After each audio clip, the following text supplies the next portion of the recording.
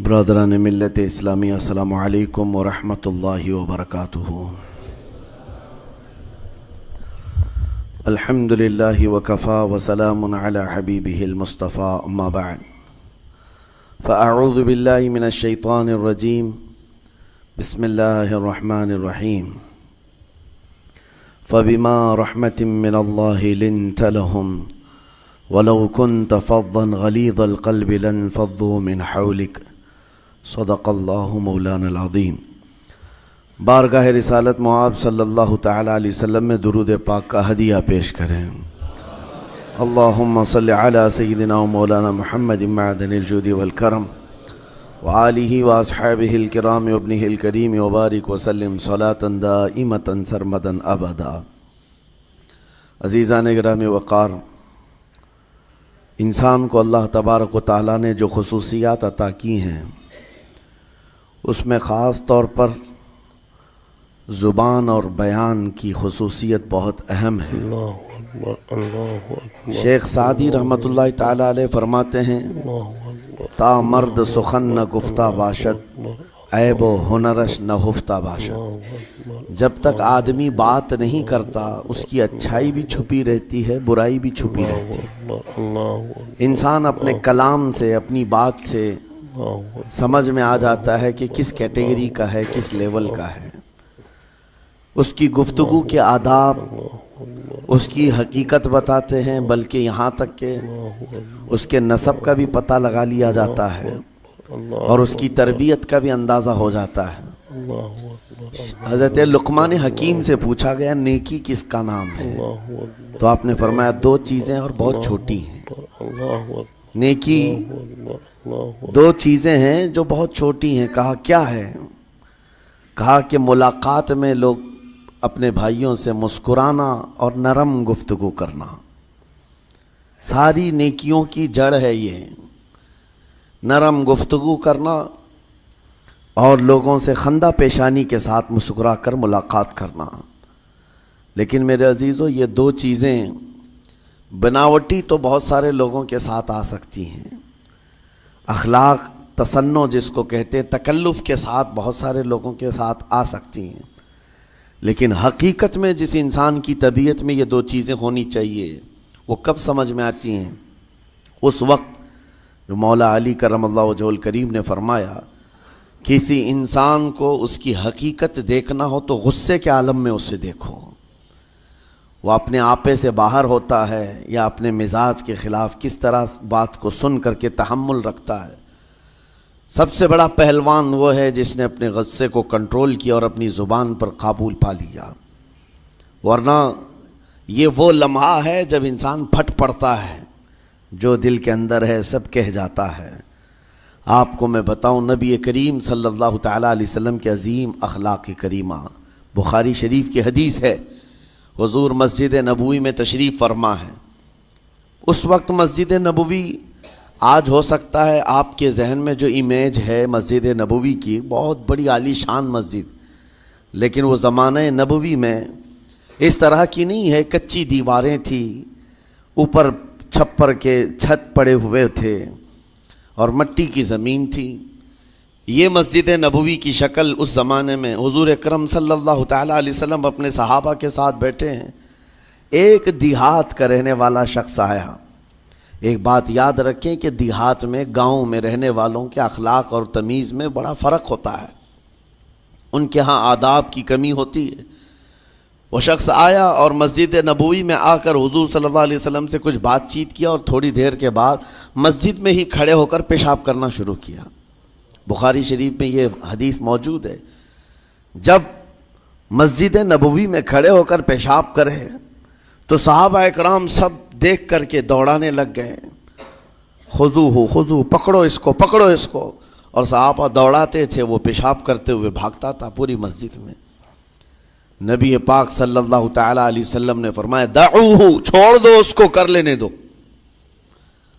پیشاب کر رہا ہے مسجد میں، چھوڑ دو اس کو۔ جب وہ صحابہ اکرام حضور کا حکم سنتے ہیں، سب پیچھے ہٹ گئے۔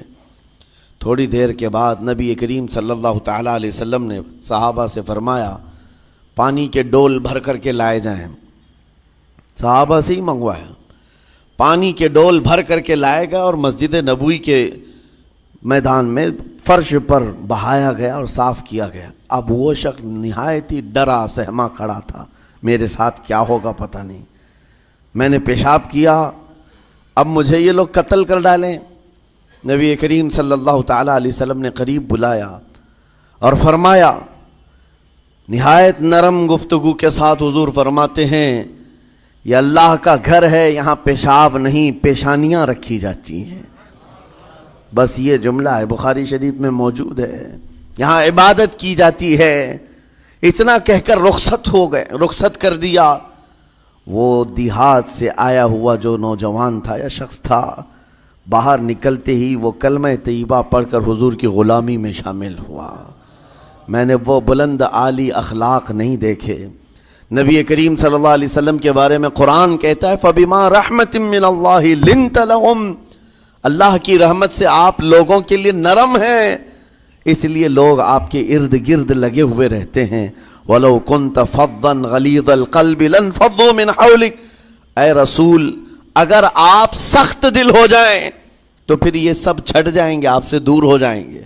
اس رسول کے لیے جب کہا گیا ہے کہ اگر آپ سخت ہو جائیں تو لوگ چھوڑ کر کے دور ہو جائیں گے، تو ہمارے اور آپ کے لیے کس قدر لہجے کی پابندی ضروری ہے۔ ہاں عزیزان گرام وقار، اپنی گفتگو، اپنے کلام، اپنی بات چیت سے آپ اپنے سلیقے بتاتے ہیں۔ گالی گلوچ کرتے ہوئے جن کی صبح شامیں ہوتی ہیں، ان کو دیکھ کر کے ہی پہچان میں آ جاتا ہے کس گھر سے یہ تعلق رکھتا ہے، کہاں ان کی تربیت ہوئی ہے، کس طرح ان کے آداب سکھائے گئے۔ اسی لیے میرے عزیزو، بچوں کو آوارہ بھی نہ چھوڑ دینا کہ وہ اپنی زبان گلی کوچوں سے سیکھ کر کے جائیں۔ کل کو ہوگا یہ کہ اس کی زبان کی وجہ سے لوگ تمہیں تان و تشنیع کریں گے، اس کا باپ ایسا ہوگا اس لیے بچہ ایسا ہے، اس کی ماں اس طرح ہوگی اس لیے اس کی گفتگو ایسی ہے۔ کیونکہ موسٹلی زیادہ طور پر بچے اپنے ماں باپ کے اخلاق کو نقل کرتے ہیں، ٹرانسفر ہوتی چلی جاتی ہیں۔ ایک بار حضور اکرم صلی اللہ تعالیٰ علیہ وسلم مسجد نبوی سے باہر نکل کر جا رہے ہیں۔ توجہ میرے عزیز ہو، اخلاق کہاں دکھانے چاہیے اور ہماری بات چیت کے انداز ہمیں کہاں ہونا چاہیے، میں آپ کو بتاؤں۔ حضور تشریف لے کر جا رہے ہیں، صحابہ اکرام کھڑے تھے حضور کے اطراف۔ مدینہ طیبہ کی ایک بوڑھی خاتون جس کا ذہنی توازن کھویا ہوا ہے، یعنی وہ دماغی طور پر ڈسیبل ہے، اور وہ آئی جا رہی تھی۔ لوگ جب بھی اس کو دیکھتے راستہ کاٹ لیتے، وہ جس کو بھی پکڑتی تھی سنانا شروع کرتی تھی، جو منہ میں آئے بکنے لگ جائے، اور لوگوں کو تنگی محسوس ہونے لگتی۔ صحابہ نے دیکھا کہ یہ عورت آ رہی ہے، حضور کی طرف آ رہی ہے، سب نے حضور صلی اللہ علیہ وسلم کو گھیر لیا، اس کا راستہ روکنے کے لیے اب آئے گی۔ اور نبی کریم صلی اللہ علیہ وسلم کے پاس اگر زبان درازی کرنے لگ جائے، پاگل عورت ہے، اور بک بک کرنے لگ جائے، حضور پاک صلی اللہ علیہ وسلم کے ادب میں کہیں کمی نہ آ جائے۔ صحابہ کا یہ ہمیشہ اہتمام رہتا۔ حضور اکرم صلی اللہ علیہ وسلم نے دیکھا تو صحابہ سے کہا، ہٹ جاؤ، اس کو آنے دو، ہٹ جاؤ، اس کا راستہ چھوڑ دو۔ صحابہ نے کہا، یا رسول اللہ صلی اللہ علیہ وسلم، اس کا ذہنی توازن ٹھیک نہیں ہے، دماغی طور پر وہ عورت ٹھیک نہیں ہے، وہ آئے گی اور لمبی باتیں کرتی ہے، لا یعنی باتیں کرتی ہے، کہیں آپ کی شان پاک میں کوئی گستاخی نہ ہو جائے۔ صحابہ روک رہے تھے، حضور پاک صلی اللہ علیہ وسلم نے سختی سے فرمایا، ارشاد فرمایا، ہٹ جاؤ، اس کا راستہ چھوڑ دو، مجھے پتا ہے پورے مدینے میں اس کی کوئی نہیں سنتا، میں بھی نہ سنوں تو کس کو سنائے گی، اگر میں بھی نہ سنوں تو وہ کس کو سنائے گی۔ یہ میرے مصطفیٰ کریم صلی اللہ تعالیٰ علیہ وسلم کے دربار عالی جاہ کی وہ بلند اخلاق کریمانہ کی ایک مثال ہے، جس کو خود میرے آقا نے فرمایا، بعثت لأتمم مکارم الاخلاق۔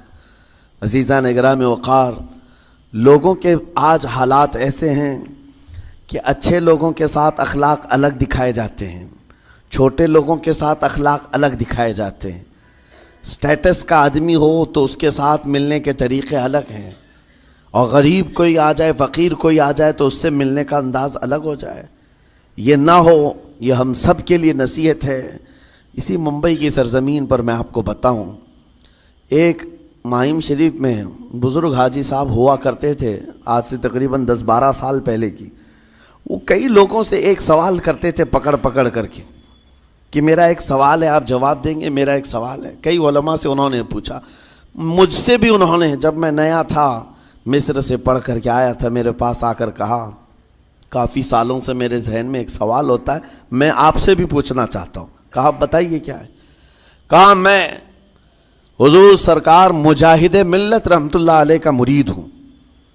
علامہ حبیب الرحمن مجاہد ملت، رئیس اعظم اڑیسہ، جن کے خدمات جلیلہ آج ہو سکتا ہے نئی جنریشن کو نہ معلوم ہو، ان کا لقب ہے مجاہد ملت، جنہوں نے سنیت کی بقا کے لیے اپنا تن من دھن سب قربان کیا تھا۔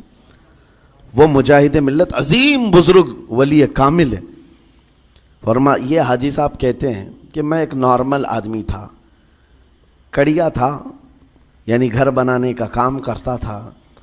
جب وہ ممبئی تشریف لاتے تو دوڑ کر کے ہر جگہ سے لوگ ملنے آتے، میں بھی گیا تھا، اور اس وقت میں جوان تھا۔ حضور مجاہد ملت رحمۃ اللہ علیہ کی بات وہ بتا رہے ہیں کہ لوگ لائن لگا کر کے مصافحہ کر رہے تھے، مل رہے تھے۔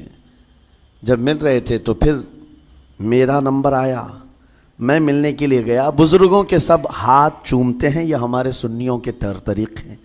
ادب، علماء ذوی الاحترام کے ہاتھوں کا بوسہ لینا یہ مستحسن ہے، یہ ہمارے آداب میں سے، معمولات اہل سنت میں سے۔ تو جب سب لوگ ان کے دست بوسی کر رہے تھے، ہاتھ چوم رہے تھے، میں بھی قریب گیا، اور جب میرا نمبر آیا میں ہاتھ چومنے کے لیے گیا تو انہوں نے میرا ہاتھ لے کر خود ہی چوم لیا۔ وہ بزرگ عالی جاہ ولی کامل جن کو دنیا مجاہد ملت کہتی ہے، میرا ہاتھ انہوں نے چوم لیا، اور میرے اندر ایسی پشیمانی تھی کہ میں کیا کروں سمجھ میں نہیں آیا۔ میں ایک معمولی سا کڑیا، اور کہاں ان کا مقام کہاں میرا۔ تو اس کے بعد وہ اس بے چینی میں رہتے تھے کہ ایسا کیوں کیا، ایسا کیوں کیا، کیونکہ پوچھنے کا موقع ہی نہیں ملا۔ ایک بزرگ تھے، انہی کے خلیفہ تھے حضور مجاہد ملت کے، انہوں نے اس کا جواب دیا۔ میرے عزیزو کیا بہترین جواب تھا۔ حضرت مجاہد ملت رحمۃ اللہ تعالی علیہ یہ چاہتے تھے کہ ہزاروں لوگ ہماری تعظیم کرتے ہیں تو کہیں ہمارے دماغ میں بادشاہت کا خیال نہ آئے، ہم غریب اور فقیر کا ہاتھ چوم کر اپنے نفس کی مخالفت بھی کرتے ہیں۔ اخلاق کریمانہ دکھانے کے لیے اسٹیٹس والوں کے ساتھ ہی نہیں، غربا فقراء کے ساتھ بھی وہ اخلاق ہوں۔ نبی کریم صلی اللہ تعالیٰ علیہ وسلم کے وہ آداب آج اگر آپ اپنا لیں، بہت ساری کڑوی چیزیں ویسی ختم ہو جائیں۔ آج ممبئی کی سرزمین پر سب سے بڑا یہ چیلنج ہے بات کرنے میں، نوجوانوں کے تو آج پارے چڑھے ہوئے ہوتے ہیں، ان سے کوئی بھی بات کر لے، جس تیور میں یہ بات کرتے ہیں ایسا لگتا ہے کہ ابھی لڑائی ہو جائے گی، ابھی جھگڑا ہو جائے گا۔ اس کی عادت سی بن گئی ہے۔ آپ کو پتہ ہے فرمایا گیا، عربی کا قول ہے، جراحت السنان لها التیام ولا یلتام ما جرح اللسان۔ تلوار سے، چاقو سے دیا ہوا زخم سوکھ سکتا ہے، زبان سے دیا ہوا زخم کبھی نہیں سوکھتا، زبان سے دیا ہوا زخم نہیں سوکھتا۔ بولنے سے پہلے 1000 بار اس بات کو خیال ہونا چاہیے کہ میں جس کو بول رہا ہوں کہیں اس کا دل چھلنی تو نہیں ہو جائے۔ میری زبان یہ ہوتی 50 گرام کی چھوٹی زبان ہے، لیکن بڑے بڑے لوگوں کے کلیجے چیر کر رکھتی ہے، بڑے بڑے لوگوں کے دلوں میں سوراخ کر کے رکھتی ہے، زخمی کر کے رکھتی ہے اس کا استعمال۔ اسی لیے روایت میں ملتا ہے کہ جب انسان صبح کرتا ہے تو سارے اعضاء، ہاتھ پیر آنکھ کان ناک، سارے اعضاء سب سے پہلے زبان سے یہ عرض کرتے ہیں، اس کی پناہ مانگتے ہیں، کہتے ہیں آج تو صحیح سلامت رہے گی تو ہم سب صحیح سلامت رہیں گے، اور اگر تو پھسل گئی تو عذاب ہم پر بھی ہوگا۔ زبان بولتی ہے، مار کسی اور کو پڑتی ہے، کوئی زبان کو مارتا نہیں ہے، گالی زبان دیتی ہے، لیکن مار کبھی پیٹھ پہ پڑتی ہے، سر پہ پڑتی ہے، ہر جگہ پڑتی ہے۔ تو یہ زبان نبی کریم صلی اللہ تعالیٰ علیہ وسلم نے ارشاد فرمایا من یضمن لی ما بین لحیتیہ وما بین، حضور پاک صلی اللہ تعالیٰ علیہ وسلم فرماتے ہیں جس نے دو چیزوں کی ضمانت مجھے دے دی، حفاظت کی، میں اسے اضمن لہ الجنہ، میں اس کو جنت میں لے جانے کی ضمانت دیتا ہوں۔ دو چیزیں کیا ہیں؟ حضور فرماتے ہیں ایک دو جبڑوں کے بیچ میں جو موجود زبان ہے اس کی حفاظت کر لے، اور دو رانوں کے بیچ میں جو شرمگاہ ہے اس کی حفاظت کر لے، یہ دو چیزیں جس نے بچا لیا میں اس کو جنت میں لے جانے کی ذمہ داری دیتا ہوں، ضمانت دیتا ہوں۔ اس کا کتنا بڑا کردار ہے، یہ زبان کا کتنا بڑا کردار ہے۔ اور حضور نے ایک بار پکڑ کر کے فرمایا تھا، زبان کو پکڑ کر کے کہا تھا یہ وہ زبان ہے جو انسان کو جنت میں بھی لے جاتی ہے اور دوزخ میں بھی لے جاتی۔ کلمہ کس سے پڑھتے ہیں آپ؟ لا الہ الا اللہ، زبان ہی سے تو پڑھتے ہیں، اسی کلمے نے آپ کو جنت تک پہنچایا۔ اور کافر جو کفر کرتا ہے وہ بھی زبان سے ہی کرتا ہے، اور زبان اسے ہمیشہ کی دوزخ میں لے جاتی ہے۔ اس زبان کو چلانے سے پہلے 1000 بار سوچ لیں کہ آج لہجوں کی سختیاں بڑھتی چلی گئیں، اور آپ کو پتہ ہے قرآن پاک میں رب تعالیٰ نے یہ فرمایا وَلَا تَقُلْ لَهُمَا اُفٍّ وَلَا تَنْهَرْهُمَا، والدین کے بارے میں بچوں کو کیا کہا گیا؟ ان کو اف تک نہ کہو۔ لیکن زبان جب کھلتی ہے نا، ماں باپ کے خلاف نوجوانوں کو ہم نے دیکھا ہے گالی گلوچ کرتے ہوئے اور اتنی بری باتیں کہتے ہوئے، معاذ اللہ۔ عزیزان گرامی وقار، حضور نے تو یہ فرمایا جس نے پلٹ کر کے اپنے ماں اور باپ کو سخت لہجے میں بات کیا یا ان کی نافرمانی کی، حضور فرماتے میرا دل چاہتا ہے کہ اس کے گھر کو آگ لگا دوں، آگ لگا دوں۔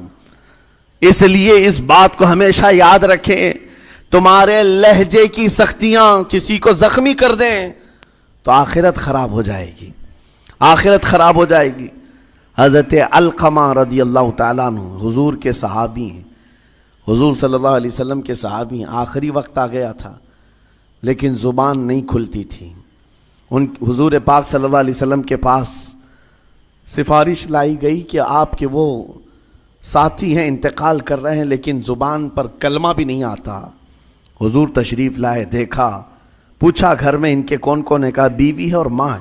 ماں کو بلایا اور کہا علقمہ کے بارے میں کیا کہتی ہو، کیسا تھا؟ کہا بہت اچھا، پرہیزگار، عبادت گزار، سارے نیکوکاریاں اس کے اندر ہیں۔ تو پھر حضور نے پوچھا اچھا یہ بہت نیک تھا، تم بھی اس سے راضی ہو کہ نہیں ہو؟ ماں نے کہا میں نہیں راضی ہوں، میں راضی نہیں ہوں۔ کہا کیوں، وجہ کیا ہے؟ کہا یا رسول اللہ میرا اکلوتا بیٹا، میرا تنہا بیٹا تھا، بڑی محبتوں کے ساتھ اس کو پالا تھا، اور جب میں نے اس کی شادی کی اپنی بیوی کو لایا، اور جب بیوی گھر پر آ گئی تو میری بات کو ہلکے میں لیتا، اپنی بیوی کی بات کو فوقیت دیتا، ترجیح دیتا، اور اس وقت غالباً یہ باتیں تھی کہ زبان سے کوئی کلمہ ان کے نکلا ہوگا جو بیوی کی حمایت میں تھی، ماں کو تکلیف پہنچ گئی۔ کہا میرا دل گوارا نہیں کرتا، میں اس سے راضی نہیں ہوں، باقی وہ بہت نیک بندہ ہے، بہت اچھا ہے۔ حضور نے فرمایا دیکھو زندگی کے آخری پڑاؤ پر آ چکا ہے، روح نکلنے کو ہے، معاف کر دو۔ وہ بھی صحابیہ تھی، انہوں نے کہا آقا آپ کا حکم ہے یا مشورہ ہے؟ اگر حکم ہے تو پھر ماننا ہے۔ حضور نے فرمایا نہیں، حکم نہیں، مشورہ ہے۔ کہا مشورہ ہے تو پھر دل نہیں چاہتا، دل نہیں چاہتا۔ حضور نے فرمایا صحابہ سے کہ لکڑیاں جمع کرو، آگ لگاؤ اور انہیں اٹھاؤ، آگ میں ڈال دو۔ آگ دہکائی گئی تو ماں کی ظاہر سی بات ہے ممتا بے چین ہو گئی۔ کہا ان کو میرے سامنے آگ میں ڈالیں گے؟ کہا ہاں، اس سے بہتر ہے کہ وہاں جلے گا، یہاں جلے۔ وہ ماں کہتی آقا آپ گواہ ہو جائیں، میں اپنے بیٹے کو معاف کرتی ہوں۔ ادھر معاف کیا، ان کی زبان پر کلمہ طیبہ جاری ہوا۔ میرے عزیزو یہ بتانا مقصود اس لیے ہے کہ زبان سے دیے ہوئے زخم خواہ والدین کو ہوں، یہ معمولی نہیں ہوتے۔ ہو سکتا ہے آخری وقت تمہاری زبان بند ہو جائے اور کلمہ طیبہ بھی نہ جاری ہو، زبان کھلنے بھی نہ لگے، یہ حالات آ جائیں گے۔ اس لیے اپنی زبان کا کنٹرول برقرار رکھو۔ کس سے کیا کہنا ہے. ابھی میں اس کا دوسرا پارٹ بھی بتاتا ہوں زبان کے استعمال کا. یہ نرمی لہجے کے اندر ہونا بہت ضروری ہے, لیکن کچھ جگہوں پر سختی کی اجازت ہے, لیکن وہ مقامات الگ ہیں. نرم لہجہ حضور پاک صلی اللہ تعالیٰ علیہ وسلم کے فرامین میں سے ہے. ایک بات بڑی بغداد مقدسہ میں نے ایک ولی پاک کی زیارت کی, ان کے آستانے پر بھی میں ابھی بیان کیا تھا. حضرت بہلول دانا مجذوب بزرگ تھے, اور بغداد کی گلیوں میں کہیں پر بھی بیٹھ جاتے تھے, اور جو جانکار تھے وہ سمجھتے تھے کہ اللہ والا بندہ ہے. مجذوب کس کو کہتے ہیں؟ جس کی یاد الہی میں عقل فنا ہو گئی, ختم ہو گئی, اللہ کے ذکر میں اور اللہ کی یاد میں اپنے آپ کو فنا کر دیا ہے. اس کے اوپر شریعت کا قلم نہیں. ظاہر سی بات ہے شریعت کے سارے احکام اس پر ہیں جس کی عقل سلامت ہے. عاقل ہو, بالغ ہو تو نماز فرض ہے نا, عقل ہی نہیں ہے تو وہ مجذوب ان اولیاء کو کہتے ہیں. لیکن ان کے بارے میں حدیث میں ہے, اللہ کے نبی نے فرمایا وہ ایسے بندے ہیں کہ اگر اللہ کو قسم دے دیں کسی بات کی, اللہ ان کی قسم پوری کرتا ہے. وہ بہلول دانا بیٹھے ہوئے تھے. بغداد کا ایک مشہور تاجر تھا, لیکن خستہ حال تھا, بہت نقصان اٹھا چکا تھا, خسارے میں چل رہا تھا, بزنس پورا لاس میں, اور وہ پریشان حال بہلول دانا کے پاس آیا, گڑ گڑایا, کہا کہ حضور مجھے بچا لیں, رحم کر لیں, میں تاجر ہوں, لٹ گیا ہوں, لاس میں ہوں, کچھ آپ فرما دیں, میں کیسے اس بھنور سے نکلوں. بہلول دانا نے دیکھا, کہا ٹھیک ہے کچھ پیسے بچے ہیں؟ کہا ہاں ہے, وہ بس اتنا سرمایہ ہے کہ مال لیتا ہوں پھر بیچ دیتا ہوں, نفع نہیں ہوتا. بہلول دانا نے کہا ایک کام کر, کالا کپڑا جتنا ملتا ہے سب خرید لے, پورے شہر سے کالا کپڑا جہاں جہاں مل جائے سب لے کر اسٹاک کر لے. کہا جی حضور آپ نے جیسا فرمایا. گیا, جتنا سرمایہ تھا سب لگا دیا, کالا کپڑا خرید کر ایک جگہ اسٹاک کر دیا. اللہ والے کا حکم تھا. لیکن ہوا یہ کہ بغداد کا معمول تھا, 8 دن گزرے نہیں تھے کہ وہاں وقت کے حاکم کا انتقال ہوا, اور جب حاکم کا انتقال ہوتا تو شہر کے جتنے بڑے لوگ ہوتے, رئیس لوگ, وہ اس کے سوگ میں, اس کے غم میں کالا کپڑا پہنتے تھے, اور کالا کپڑا سوائے اس تاجر کے کسی کے پاس نہیں تھا.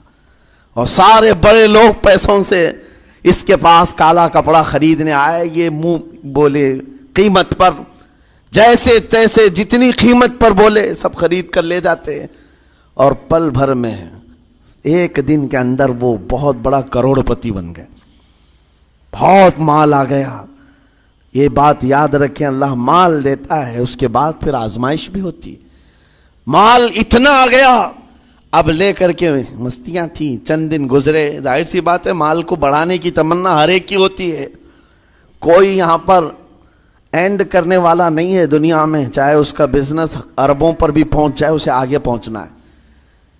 چند دن گزرے تھے, 8-10 دن, پھر آیا حضرت بہلول دانا کو ڈھونڈتے ہوئے. ایک جگہ میدان میں یہ مجذوب بزرگ بیٹھے مل گئے. آیا اور کہا او دیوانے بتا اب کیا خریدوں, پیسہ بہت ہے ابھی میرے پاس, بتا دیوانے اب کیا خریدوں. انہوں نے دیکھا, کہا کہ لہجہ تو بدلا ہوا ہے, پیسہ بہت زیادہ تھا. کہا کہ ٹھیک ہے کوئی بات نہیں, اللہ والوں کو ان سب چیزوں سے کوئی لینا دینا نہیں. آپ نے کہا مال جتنا ہے تیرے پاس سب لے کر کے خربوز خرید لے, تربوز خرید لے, جس کو کلنگڑ کہتے ہیں, تربوز پورے خرید لے. اس نے کروڑوں کی جائیداد پورے تربوزوں میں لگا تھی, سب تربوز خرید کر سٹاک کر دیا ایک جگہ. اور اس کے گمان میں یہی تھا کہ چند دن گزریں گے, کوئی ایسا ہی حادثہ ہوگا جب تربوز منہ مانگی قیمت پہ لوگ خریدیں گے اور میں بیچوں گا. پورا مال تربوز میں لگایا, 2 دن 4 دن 6 دن 8 دن گزرے, کوئی حادثہ نہیں. ادھر تو تربوز سڑنے لگ گئے, وہ تو زیادہ دن سٹاک نہیں کیے جا سکتے, سڑن شروع ہو گئی. پھر تھوڑے دنوں کے بعد پورے کے پورے سڑ گئے, کروڑوں کا مال تربوز میں سڑ کے چلا گیا. وہ کچھ بھی نہیں سکا, کچھ نہیں کر سکا, واپس چیختا چلاتا اسی حالت میں آیا, پہلے سے بھی زیادہ بدتر حالت میں آ گیا ہوں. دوڑتے ہوئے آیا, حضرت بہلول دانا کو ڈھونڈتے ہوئے. کہاں ہیں؟ وہ اسی جگہ بیٹھے ہوئے مٹی میں بیٹھے رہتے تھے. قریب آیا اور کہنے لگا کہ آپ نے میرے ساتھ ایسا کیوں کیا بہلول؟ بہلول دانا نے کہا کیا ہوا؟ کہا میں تو لٹ گیا, تربوز میں پیسے لگائے آپ کی وجہ سے اور پورے سڑ گئے. بہلول دانا نے کہا میں نے تو کچھ نہیں کیا, پہلے تو تجھے نفع ملا تھا وہ تیرے لہجے کی وجہ سے, اب خسارہ ہوا ہے تیرے لہجے کی وجہ سے. پہلے جو آیا تھا بات کرنے کے لیے اس وقت تیری تمیز الگ تھی, تیری تہذیب الگ تھی, اخلاق الگ تھی. گڑ گڑا کر کہا تھا کہ میں لٹ گیا ہوں آپ رحم کر دیں. دوسری بار آ کر کے کیا کہا؟ او دیوانے بتا کیا خریدوں. لہجہ بدل گیا تو پوری حیثیت بدل گئی. زبان ہماری اونچائی پر بھی لے جاتی ہے اور نیچے بھی لے آتی ہے. اس بات کو ہمیشہ ملحوظ رکھیں کہ اس زبان سے بہت سارے لوگ نفع بھی اٹھاتے ہیں, بہت سارے لوگوں کو نقصان بھی ہوتا ہے. لیکن ساتھ میں یہ بات بھی عرض کروں, نرم گفتگو کرنے کا عادی ہر ایک کو ہونا چاہیے. نرم گفتگو کرنے کا عادی ہر ایک کو ہونا چاہیے. اس کی نیکیوں کی علامت ہے, اس کے اخلاق کی علامت ہے. لیکن ساتھ میں امام شافعی رحمۃ اللہ تعالی علیہ نے یہ بھی فرمایا, چاہے جتنی بھی نرم طبیعت ہو انسان کی, اللہ اور اس کے رسول کے لیے غیرت ہونی چاہیے. اللہ اس کے رسول کے خلاف بات سنے تو پھر نرم لہجے کا استعمال نہ کرے, پھر وہ بزدلی کہلائے گی, وہ بزدلی کہلائے گی. آج میں ایک بات یہ بھی بتا دوں, بہت سارے لوگ یہ سمجھتے بھی ہیں. ابھی چند دن قبل میں ماررہ مطہرہ میں بیان کیا اخلاق کے اولیاء اکرام کے مذہب و مسلک پر, اور پچھلے 15 سالوں سے میں نے بہت سارے خطابات کیے ہیں اخلاق پر, معاشرے کی برائیوں پر. لیکن ابھی چونکہ چند دنوں میں جلسے پروگرام بہت سارے ہو گئے اور عظمت ناموں سے رسالت پر زیادہ گفتگو ہونے لگی, تو لوگوں میں ایک امیج الگ بیٹھی ہوئی ہے. اور ابھی ہم نے اخلاق حسنہ پر گفتگو کیا کی 8 دن پہلے. ایک بزرگ نے مجھ سے پوچھا ایسی بھی تقریر کرتے ہیں آپ ایسی بھی تقریر کرتے ہیں, یعنی نرم گفتگو بھی کرتے ہیں؟ مطلب یہ ہے کہ ہماری امیج ایسی بنا کر رکھیں کہ ہم ہر وقت چلاتے ہی رہتے ہیں, ہر وقت للکارتے ہی رہتے ہیں. میرے عزیزوں, میں یہاں پیغام دینا چاہتا ہوں, ہم قرآن کے اس آیت پر عمل کرنا چاہتے ہیں جو مولا نے فرمایا اشداء علی الکفار رحماء بینہم. مومنین کی شان ہے, صحابہ کی شان ہے, وہ کافروں پر سخت ہوا کرتے ہیں اور مومنوں کے لیے نرم دل ہوا کرتے ہیں. زبان کی نرمی ایمان والوں کے لیے ہے, زبان کی نرمی محبت مصطفیٰ کے لیے ہے, عاشقان مصطفیٰ کے لیے ہے. ساتھ میں زبان کی سختی کفار و مشرکین کے لیے ہے, گستاخان رسول کے لیے ہے. اور اگر یہ چیز نہیں آئی تو پھر آپ سمجھ لیں نیک اس وقت نہیں کہلائے گا آدمی. بعض لوگوں کو ایسا لگتا ہے نرم بات کرنا چاہیے, نرم گفتگو بالکل صحیح ہے, یہ اخلاق ہے. لیکن اگر ایسے مقامات پر جہاں تمہارے نبی کو کوئی گالی دے رہا ہو, رب کی شان میں کوئی بھونک رہا ہو, اس وقت تم کہو کہ اخلاق ہے, نرم بات کرنا چاہیے, یہ بے غیرتی ہے, یہ بے غیرتی ہے. تمہاری بیوی کو اگر تمہارے سامنے کوئی چھو دے اور اس کے بعد تم ہنس کر کے اس سے کہو ٹھیک ہے جائیے صاحب, آپ کو کہا جائے گا بے غیرت آدمی, بے غیرت آدمی ہے. انسان کو اپنی بیوی, اپنی بیٹی, اپنی ماں پر بھی غیرت ہوتی ہے, وہ سنتا نہیں ہے, یہ پیدائشی ہے, فطرت ہے انسان کی. اور مومن کی شان یہ ہے سب سے بڑی غیرت اس کے لیے اللہ اور اس کے رسول کے لیے ہوا کرتی ہے. اللہ اور اس کے رسول کے لیے. ماں اور باپ کو گالیاں ایک وقت میں برداشت کر بھی لے جائے, لیکن اللہ اور اس کے رسول کی شان میں وہ ہرگز برداشت نہ کرے. یہ ایمان کی علامتوں میں سے ہے. بہرحال میں نے زبان کے دونوں استعمال آپ کو بتائے. سخت لہجے بھی ہیں, نرم لہجے بھی ہیں, لیکن جب آپ کا پالا کسی گستاخ سے نہ پڑے تو ہمیشہ نرم گفتگو کرنے کے عادی بنے. مومنین میں نرم لہجے کا اختیار ہمیشہ رہے. اس سے اخلاق آپ کے بتائے دکھائے جاتے ہیں, اس سے آپ کے اخلاق معلوم ہوتے ہیں. ساتھ ہی معاشرے میں نرمی اور محبت کا ماحول بھی قائم ہوتا ہے. ڈانٹنے کے طریقے بھی میں آپ کو بتاؤں. میرے استاد میرے والد گرامی فرمایا کرتے تھے، حضور حافظ ملت رحمۃ اللہ علیہ جو الجامعۃ الاشرفیہ مبارک پور کے بانی ہیں اور بڑے محدث جنہوں نے ایک نہیں ہزاروں عالم پیدا کیے، اس ہندوستان کی بات کر رہا ہوں، حافظ ملت رحمۃ اللہ علیہ پوری بخاری شریف پڑھاتے تھے، تقریباً 40 سال تک انہوں نے پڑھایا بخاری شریف۔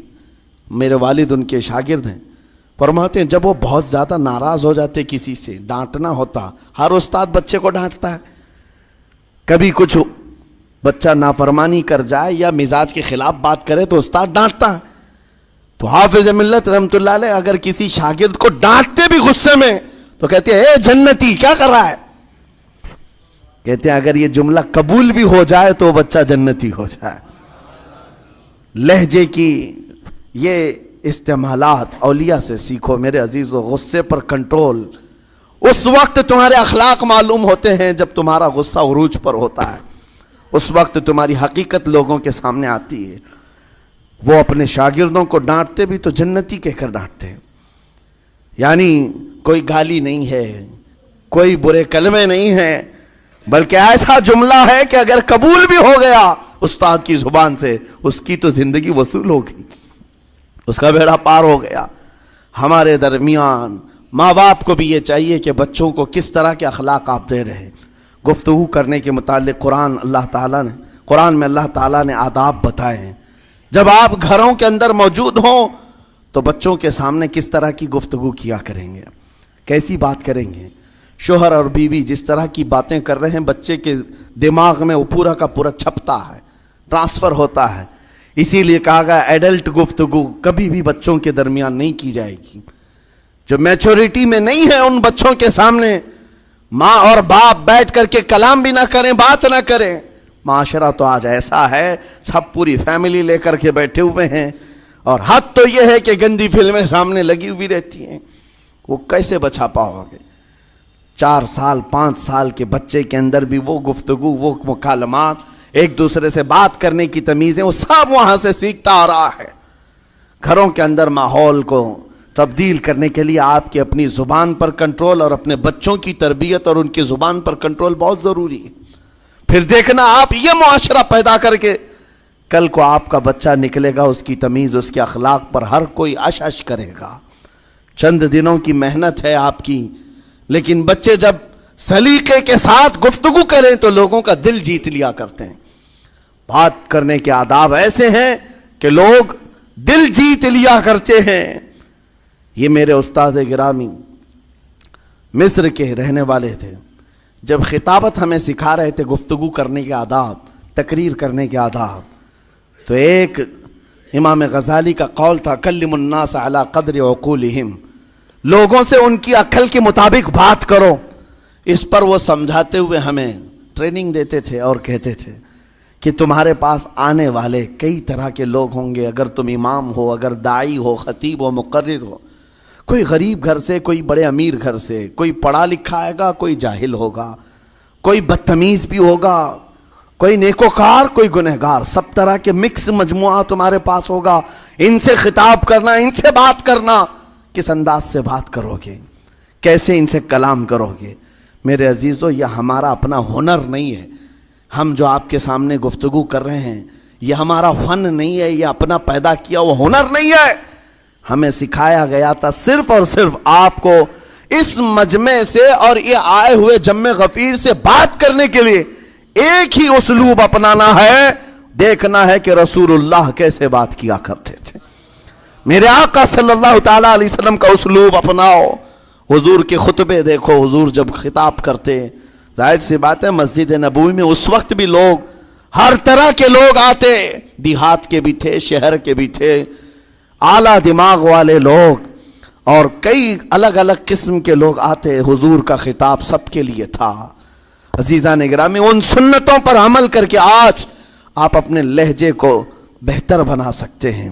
بس میری گفتگو کا خلاصہ یہی ہے کہ اللہ تعالیٰ ہمیں زبان کا صحیح استعمال عطا فرمائے، ورنہ یہ زبان کی سختیاں اور اس کی کڑواہٹ ہمیں دوزخ میں بھی لے جاتی ہے، دوزخ تک لے جا سکتی ہے۔ اللہ تعالیٰ اس کی مکاریاں، اس کی عیاریاں اور اس کی شرانگیزیوں سے ہم سب کی حفاظت فرمائے۔ ساتھ میں یہ بھی میں بتا دوں، وہ زبان پاک نہیں بولتی، وہ زبان پاک نہیں بولتی جو حلال نہیں کھاتی۔ یہ بھی بزرگوں نے فرمایا ہے، یہ زبان پاک نہیں بولتی جو حلال نہیں کھاتی، اسی سے ہر کچھ گزرتا ہے، اندر پیٹ میں جاتا ہے۔ حلال لقمے اس سے گزارو تو زبان پاک بولے، اللہ کا ذکر کرے اور تمہیں زبان میں وہ لذت آنے لگ جائے، لیکن اس سے حرام لقمے گزارتے رہو گے، اس کے لہجے کی سختیاں بھی آ جائیں گی، اس کے اندر کڑواہٹ بھی آ جائے گی، گالی گلوچ، یہ سارے استعمالات یہ زبان کرنے لگ جائے گی۔ کیوں؟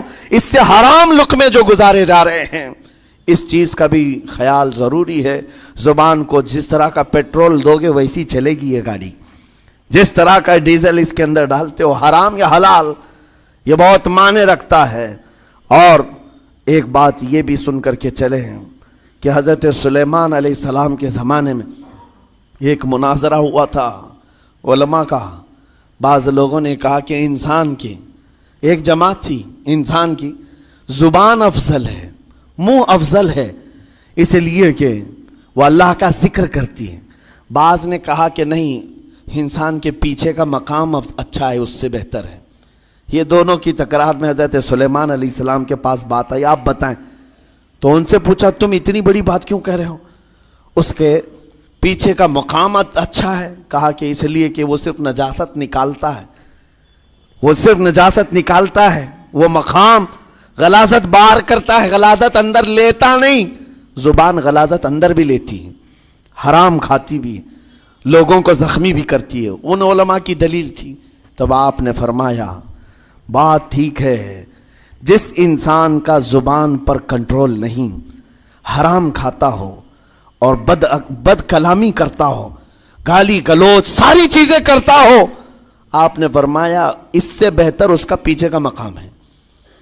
اور جو انسان کنٹرول رکھتا ہے، حلال کھاتا ہے اور لہجے کی نرمی رکھتا ہے، ظاہر سی بات ہے اس کا منہ ہی افضل ہے، اس کی زبان افضل ہے۔ اب یہ تو فیصلہ سب کا ہے، کس کو کیا چیز اختیار کرنی ہے۔ عزیزان گرامی اوقات، یہ بہت بڑی بات ہے جو میں آپ کے سامنے کہہ رہا ہوں۔ زبان کو اگر کسی دوسری جگہ سے کمپیئر کیا جائے تو لگتا ہوگا نرم، یہ بالکل اچنبے والی بات ہے، عجوبے والی بات ہے، یہ کون سا کمپیریزن ہے؟ وجہ یہی ہے، بعض لوگوں کو ہم نے اتنا گندا بولتے ہوئے دیکھا ہے، اس سے بہتر ہے کہ وہ نہ بولیں۔ لوگوں کو زخمی کرتے ہیں، کسی کے مقدسات پر حملے کرتے ہیں۔ اللہ تعالیٰ ان کے زبان کی شرارتوں سے ہماری حفاظت فرمائے، اور کریم خدا ارحم الراحمین مولا اس چیز سے بھی ہمیں حفاظت فرمائے۔ قیامت کے دن کچھ لوگ صرف اس لیے پکڑے